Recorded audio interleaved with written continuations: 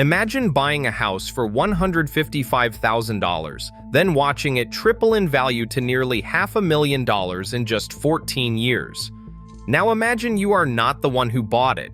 You are the one getting priced out of the neighborhood you grew up in, forced to leave because you cannot afford to live there anymore. That's the story of Nashville, Tennessee. And it is not just about rising prices, it is about an entire city being reshaped so fast that longtime residents barely recognize it. So how did Music City turn into one of America's most ruthless housing boom towns? And who really wins when a city transforms this quickly? If you want to understand how cities are changing across America, hit that like button right now and subscribe, because we are about to break down one of the wildest growth stories of the past decade. To understand how Nashville became what it is today, we need to go back to the late 2000s. At that point, the city was still relatively quiet. It had a strong identity tied to the music industry, healthcare, and tourism, but it was not a major growth destination. The median home price in 2009 sat at around $155,000, and the metro area had a population of about 1.6 million people. Nashville was affordable, livable, and still largely under the radar compared to Sunbelt cities like Austin or Charlotte. But that was about to change. The first major shift came after the 2008 financial crisis. While much of the country was still recovering from the housing crash, Nashville came through relatively unscathed. The city's economy was diversified enough that it did not collapse like some metro areas heavily dependent on construction or finance. At the same time, it offered something a lot of Americans were looking for: lower costs, a creative culture, and a place to start fresh. Young professionals, entrepreneurs, and small businesses began moving in. And unlike many other mid-sized cities at the time, Nashville had resilient momentum. Then came the 2010s, and the growth exploded. Between 2010 and 2020, the Nashville metro area added hundreds of thousands of new residents, making it one of the fastest-growing regions in the country. Part of this had to do with Tennessee's tax structure. The state has no income tax, which became a huge draw for high earners leaving places like California, New York, Illinois, and other high-tax states. For someone making six figures, moving to Nashville could mean saving tens of thousands of dollars a year just on taxes alone. That's a powerful incentive, and word spread quickly. But it was not just about taxes. Major companies started planting flags in Nashville. HCA Healthcare, one of the largest hospital operators in the country, was already headquartered there. Then Amazon made massive investments in the region, building distribution centers and eventually announcing plans for a major operations hub. Oracle relocated one of its biggest campuses to the city. Finance firms moved divisions, and the tech sector kept expanding. Nashville stopped being just a music town. It became a legitimate business and corporate destination with a diversified economy that could support long-term growth. The lifestyle factor also played a huge role. Nashville has mild winters, a thriving food and music scene, relatively easy access to outdoor recreation, and a culture that feels welcoming to transplants. For people tired of high costs, cold weather, or the grind of coastal cities, Nashville offered a compelling alternative. And because the metro area was still growing outward, there was land to develop. New suburbs, master-planned communities, and mixed-use developments started popping up in every direction. Then the pandemic hit, and Nashville's growth went into overdrive. While many places were in full lockdown, Tennessee stayed comparatively open. Remote workers who could suddenly live anywhere looked south and found everything they wanted: no state income tax, lower housing costs, live music, great food, and a lifestyle that felt freer than what they were leaving behind.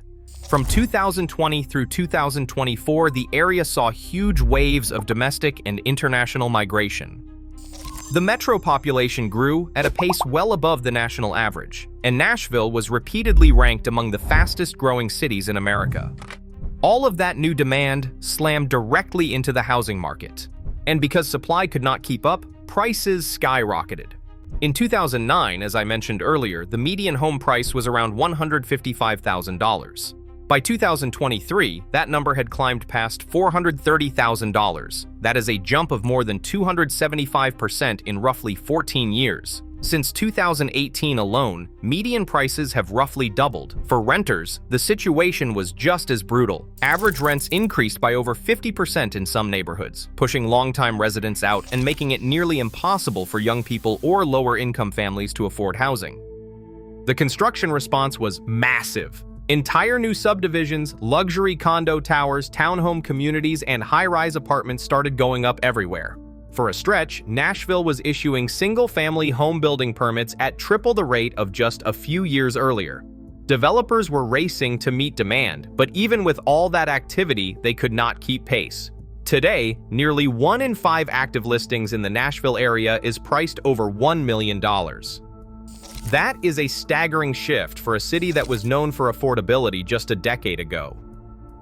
Even with those increases, Nashville still looks like good value compared to coastal markets. It generally takes about 35% of median household income to afford a median-priced home in Nashville. That is expensive, but it is still far more doable than cities like San Francisco, New York, or Los Angeles, where that ratio can exceed 50% or even 60%. That perception of relative affordability, combined with strong job growth and lifestyle appeal, has kept the momentum rolling. People keep coming because even though Nashville is no longer cheap, it is still cheaper than where they are leaving. Of course, a boom this fast creates serious problems. Nashville has been labeled the most gentrified city in the United States in recent studies.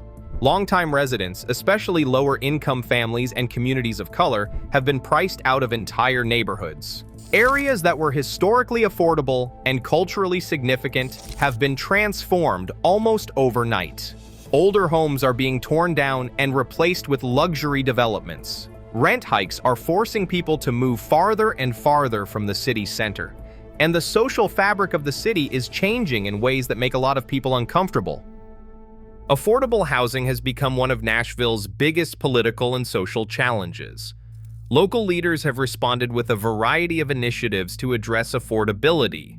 There are plans to convert empty office buildings into apartments, zoning changes to allow more density and missing middle housing, and a unified housing strategy aimed at creating more units across different price points. But supply still has not caught up to demand. As long as people keep moving in at the current rate, it is hard to see how prices will stabilize anytime soon. If you are still with me and finding this breakdown valuable, please take a second to like this video and subscribe so you do not miss the next deep dive. Leave a comment. Do you think Nashville's boom is sustainable, or has it already peaked? The infrastructure is also struggling to keep up. Traffic congestion has gotten noticeably worse. Nashville's public transit system is limited, and efforts to expand it have faced political pushback and funding challenges. The city's roads, schools, utilities, and public services are all under strain from the rapid population growth.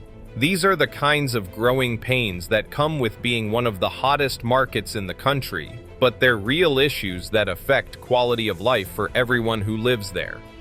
Looking ahead, most analysts expect Nashville's housing market to remain strong for the next several years. Job creation continues. Companies keep expanding their operations, and people keep moving in. Many investors see Nashville as one of the more resilient markets even when broader economic conditions tighten. The fundamentals are solid: a diverse economy, no state income tax, continued corporate investment, and a lifestyle that appeals to a wide range of people. At the same time, some observers are starting to ask whether prices have raced too far ahead of fundamentals, and whether a correction could be coming. There are signs that the market is cooling slightly. Inventory is starting to increase. Homes are sitting on the market a little longer than they were a year or two ago, and some buyers are getting priced out or choosing to wait. Whether this represents a temporary pause or the beginning of a broader shift remains to be seen. What's clear is that Nashville has been transformed. It went from a regional center known for music and healthcare to one of the most talked about growth stories in America. It became a destination for corporate relocations, remote workers, investors, and anyone looking for a lower-cost alternative to the coasts. And in the process, it became a case study in what happens when a mid-sized city experiences explosive growth in a very short period of time. The question now is whether Nashville can manage that growth in a way that preserves what made it attractive in the first place, while also addressing the affordability crisis, infrastructure challenges, and social displacement that have come with it. That's the balancing act the city faces as it moves forward. To help us keep the videos coming your way, please like and subscribe.